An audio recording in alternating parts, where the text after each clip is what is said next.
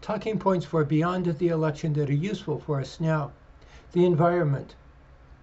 Years ago, I was talking to a gentleman who was a retired Air Force weatherman. The subject was in the news a lot, so I asked him about it, and he said, all this climate change stuff is a lot of nonsense, forget it. Then I asked him about the idea of the North Pole turning into the South Pole, and he got quite serious. Oh yes, he says it happens about every 10,000 years. He started explaining why, something about rocks always pointing first to magnetic north and then to magnetic south.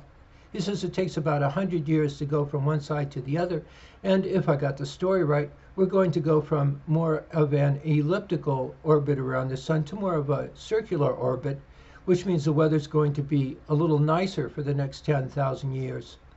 But for that one generation, about 100 years, starting at about the year 2020, he said, when it's going to happen in a very real fashion, the weather's going to be quite chaotic, and he didn't understand why we weren't making a much bigger deal about it. First off, is that true?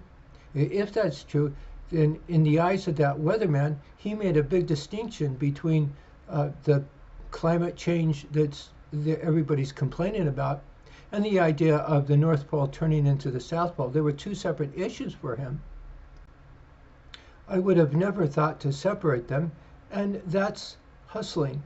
He's the victim of a bum's rush, and that's what we're addressing here. If that's true, then these world leaders know what's going to happen. They make up a lot of nonsensical garb.